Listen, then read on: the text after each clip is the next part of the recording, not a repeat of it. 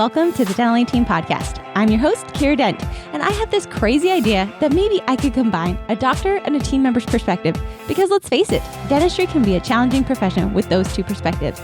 I've been a dental assistant, treatment coordinator, scheduler, biller, office manager, regional manager, practice owner, and I have a team of traveling consultants where we have traveled to over 165 different offices coaching teams. Yep, we don't just understand you, we are you. Our mission is to positively impact the world of dental, and I believe that this podcast is the greatest way I can help elevate teams, grow VIP experiences, reduce stress, and create A-teams. Welcome to the Dental Team Podcast.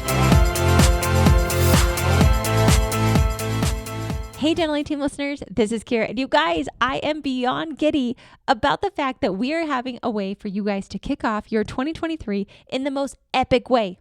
That's right. I want you guys to go into 2023 with direction, with a plan, and to actually get something done. If you've been looking at that operations manual, it is time, guys.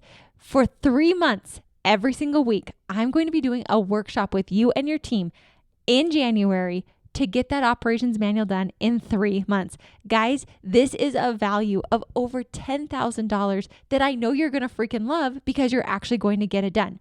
So if you want to get your ops manual done in 3 months and kick off your January ultra strong, head on over to thedentaleteam.com/ops manual, and I will see you January 5th for our kickoff. Hello, Dental Team listeners. This is Kiera, and you guys, I am super jazzed. I've got one of my dear friends on the podcast today. He is coming to you because I have a really interesting question coming in from a listener of how do you choose a financial advisor? Well, guys, Ryan Isaac with Dentist Advisors is my personal financial advisor, but let's be real. I 100% used him for about 5 years of our friendship before he became my actual financial advisor. Yeah, that's fair. It's all right. I thought it would be a really fun episode to bring Ryan on the podcast, to have him come on and just kind of share some ideas, not necessarily for dentist advisors, but really just some very unbiased, unfiltered opinions on how do you choose a financial advisor. So Ryan, welcome to the show. Yeah, thank you. And unfiltered is perfect for me. I like that. That's great. I've actually worked very hard in my 42 years of life to have a filter. And 42 years? Yeah. Man. Yeah, very old. My filter's better than it used to be. That's good. But, that's anyway, really good. Yeah. So that's a good question, though. So I think there's two parts to it, too. There's how do you hire a financial advisor? And part of that is knowing what on earth a financial advisor does anyway.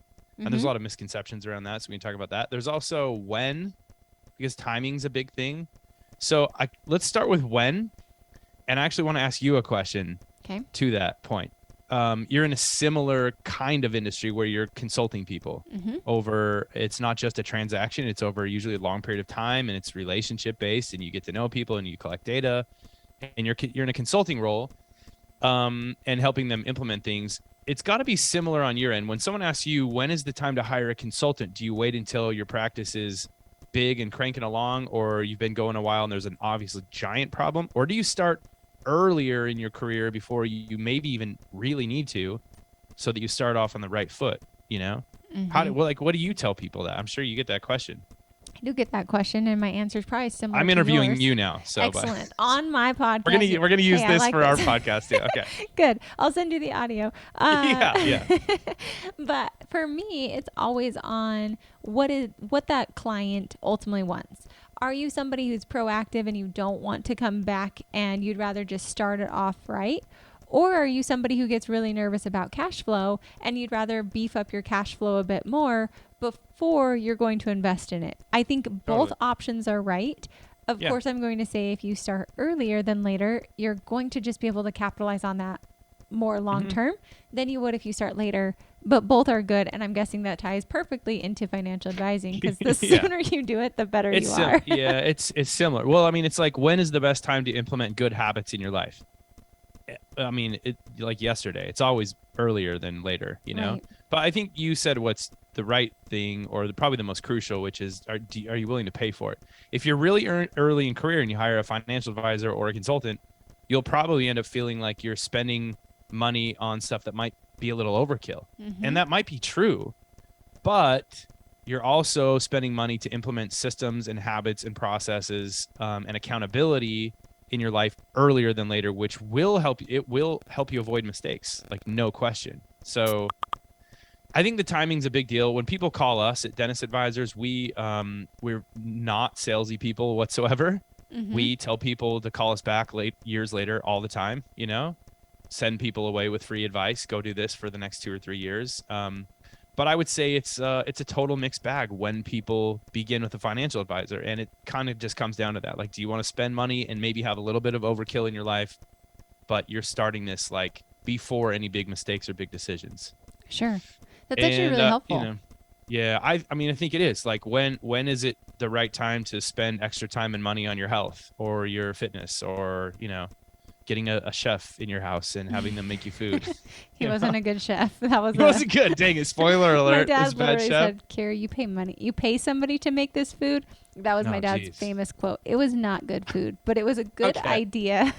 Yeah, it was a good idea. But you got to find the right person. That's actually a really, really, really good point that I hadn't thought of is I think like consulting, financial advising, getting healthy, I don't feel like those are musts in this world, if that makes sense. Like, you're not going to die if you don't hire a consultant. You're not going to die if you don't start investing your money early. Yeah. So there's not, like, you're probably not going to die if you eat kind of like Kiera Dent's diet of, I mean, it's gotten better over the years. Today it was like cheese, nuts, and cranberries, which is much improved compared to about a week ago when it was a full-blown pounded Snickers. Like, someone gave me this jar of Snickers and I ate all of them in one day. Yeah, a jar. Yeah, that's a reasonable portion size. A jar. That's how I also measure chocolate, is like a jar. Yeah. No, it's true. These are not, having a financial advisor or a consultant, they're optional services.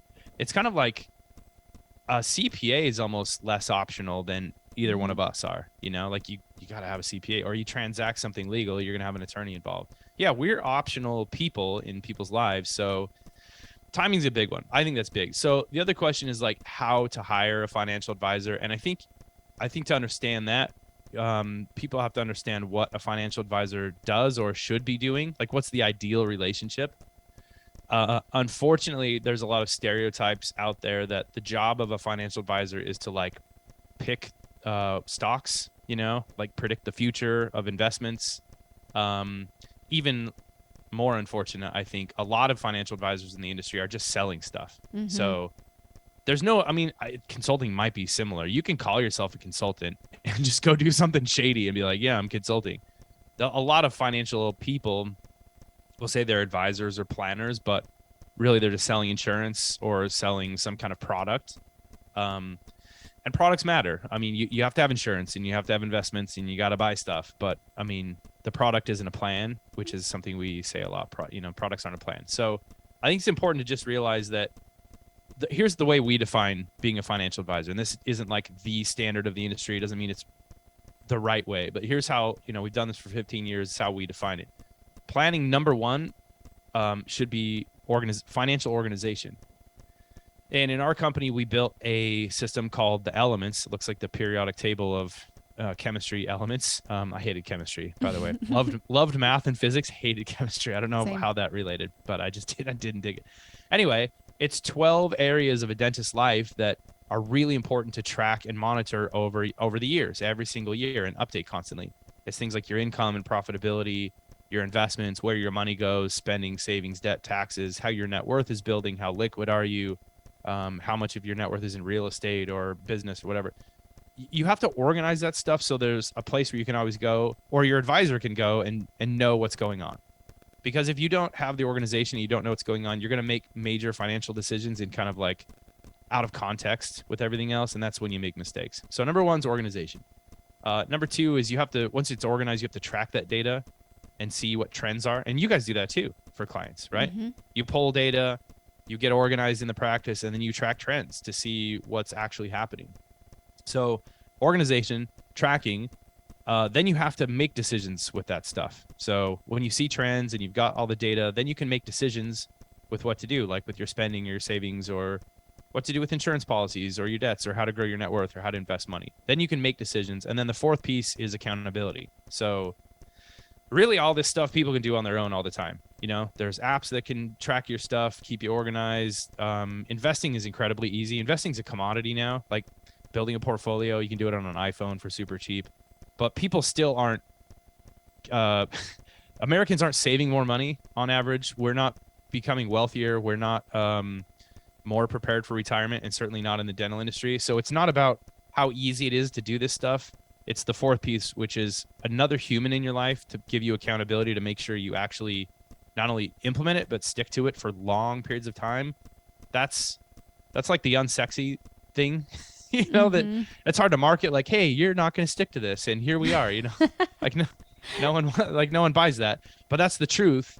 And that it's the accountability of another human who's like not emotionally invested in your life, helping you make decisions and stick to things. And from my experience in doing this for 15 years, that is like hands down the most important thing, is someone who's there, which means like, that's another problem with the industry. Most financial advisors, like the business model for financial advisors is to gather as many accounts from people as possible into the hundreds and hundreds, 500-700 people or more, and then never talk to them. That's the old business model. It's very profitable, and it's pretty chill, actually. Interesting. But you're not helping anyone by doing that. So really, what your financial advisor should have the type of availability to have conversations throughout the year multiple times.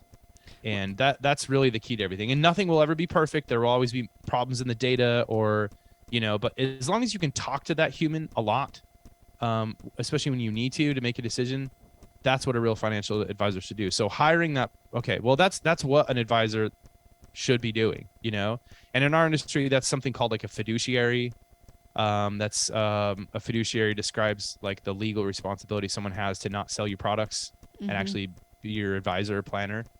So that's kind of like the what of it. I'll stop there for a second. Any questions about the what of a financial planner? I just think it was really, really interesting, one, to see how close your business and my business are. Yeah. That was fun. Like, I knew, that's why I hired you as a financial advisor. They're really similar. Like similar. Like we're both consultants. But I just love that you said like the accountability piece, which equally on consulting side, like you guys can do everything that we do in your practice without me. You don't need you can download manuals, right? You can download all half the trainings that you guys probably do are sitting for free on your website or your podcast, I'm sure. 100%. Yeah. And so very similar models in the fact like you can do this without us, but are you? That's why there's so many dang like workout apps out there, because the reality is like it's easy to do. It's actually hard to implement and to actually stay consistent with. Yeah. So I feel like that was probably the biggest piece. And I remember, like I said, Ryan and I have known each other for several years. I'm pretty confident we were siblings in another life. And Ryan, I have like talked to you about investing. So I'm like, when am I supposed to do this? And you said like, Kiera, just like keep putting in your SEP or do these things. Like you told me so many times I didn't actually need to hire you. But I will say after hiring a financial advisor. And you've done it. Yeah. I actually, because I want to send you the email and tell you that I've invested this amount and get your like positive feedback to me. But more than that, like you do a good job of feeding my endorphins because I like positive reinforcement. Oh, that's actually good to know. So you're saying because I try to do that when someone sends us a request like, hey, save some money. And I just say, good job. You're doing a good job. That's cool to know that means something. I mean that. Like, and I want you to be proud of me that I'm saving all this money, even though the stocks are down, because I'm like, this feels stupid. Well, especially, so I'm looking it feels bad. It does feel bad.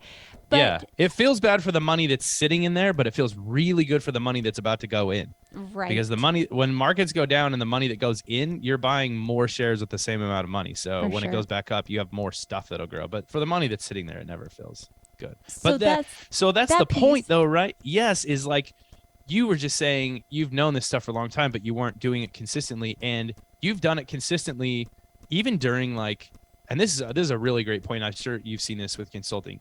You've been consistent even during tough times in the business or in the economy, or there's fear, there's uncertainty, which there always is. But you've been consistent during even tough times, that's exactly what accountability does. That's like why a fitness app is different than a trainer that is standing over you asking you to do another sit-up, because when it gets hard, another person will your likelihood of doing it is just like so much higher. It's off the charts higher. So, well, amen. And I hear so example. many offices like, Kiera, it's just inconvenient timing right now, and we've got so many fires. And I'm like, that's when you need a consultant. Like, you're not, And that like, won't you don't change. Want, you don't want life to be perfectly smooth to implement a consultant. Just like you don't want it to be perfectly smooth to implement. Well, a you'll never financial get advisor. there. No, Kiera, is there ever a time you've ever seen a practice that is like perfectly smooth with no fires for years and years on end? That doesn't exist. No. And so It's not a people, it's thing. like, actually, that's just fear.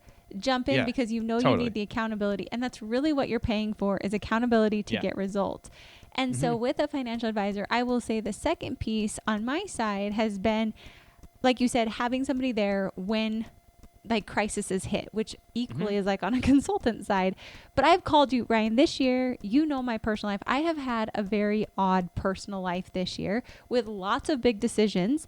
And yet I think if you wouldn't have been my financial advisor, one, I also don't feel bad calling you for big decisions anymore. Like, it's not like you're doing a friend thing. It's like legit, you're watching out for my investments and helping me see just a better point of view.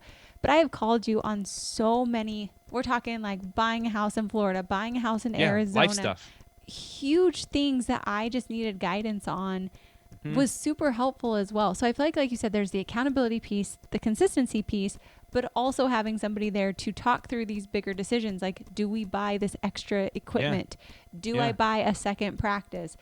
And you really talked me through what do I want my life to look like to help me decide those decisions as well. Yeah, I'm sure you do the same thing. I mean, most of my conversations, very little of it has to do with like technical aspects of, you know, we're not spending all our time explaining like the technicalities of an IRA or profit sharing or stock market stuff. Usually we're talking about like, I threw my back out and now I'm really scared I can't practice dentistry and I'm really sad, or like I'm worried about me providing for my children in the future. Or, I mean, most of the time it's just personal life stuff, and having someone you can call and talk to, it makes everything so much better. I mean, that's everything. Totally. Absolutely. Yeah, my pleasure. Thank you. It's been very helpful. So I think you've kind of gone through the pieces of like, what is a financial advisor? How do you choose them? And then I would say the piece for me that I actually picked up from a conference. Don't worry, I told you I was going to this conference, and you then had me come back and tell you all the things, which was super helpful because I could bounce them off of you. Yeah. But I had quite a few friends in a financial group tell me, and they said the number one thing is, do you gel and jive with your financial advisor? Like, do you trust them? And I will say, I trust Ryan Isaac implicitly with my personal life. Like, I know you always have my best interests at heart. And so therefore I know the decisions and the recommendations financially that you're recommending for me are true. Because like my friend told me, he's a really he's a bougie CPA. Like, we're talking like people who have really, really, really high incomes into they start with the letter B incomes. Like, he's just this bougie CPA. And he said, Kiera, most financial advisors are all pretty much the same. Like, there's some who are ethically driven, others who aren't, but overall, they're going to pretty much give you the same advice. None of them really know better stock portfolios. None of them really know. It's just, do you trust that person, and does that person motivate you to make decisions? And if so, move forward with them and do it sooner than later, just because, like you said, the sooner you get into the game, the better off you are. The longer you have in the game, the more decisions you have later on in life. And I thought those are really, really important pieces when it comes to how to select a financial advisor as well. That's awesome. Yeah. Does your financial advisor wear your company's t-shirt? He is right now, guys, on the podcast. Yeah, this is a very comfortable Dental A Team t-shirt. Yeah, so thank you very much. Yes, I do love it. So true. So that's why I wanted Ryan on, because I figured Ryan is a financial advisor. I feel that dentist advisors are advocating for dentists. Like, they are only really working with dentists. People ask me all the time, why do you work with them as a financial advisor? Like, well, one, my business is similar to their business, so what Ryan would do is probably what I should do. And second, if I'm going to recommend a financial advisor, I want to make sure that I know what their processes are like, what the experience is like, so I can authentically speak about it as well. So I interviewed a bunch of them, guys. Ryan knows he wasn't my only one. I wanted to make sure I really had somebody that I trusted, that I knew. But at the end of the day, it really came down to, who am I going to feel accountable to? Who am I going to follow through with? Because that's who I ultimately want to be with on my financial side. Yeah, and let's give us some good advice too. Like you said, there's a lot of good people in the industry. Look for someone who's called a fiduciary. That doesn't weed out all the bad apples, but that's going to weed out a lot of them. That's just a different, higher legal standard where someone is less likely to be in a business model selling you products and calling it a plan. Don't work with people generally who are considered brokers or earn commissions for any products. And you can ask them straight up. I don't know if you'll get a straight answer.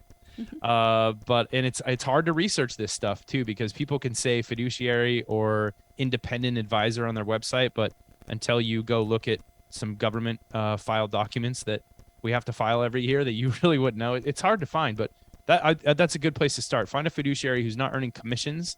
And the only piece I would add to this is find someone who you can talk to frequently. Again, our industry is kind of built on a business model of infrequent communication.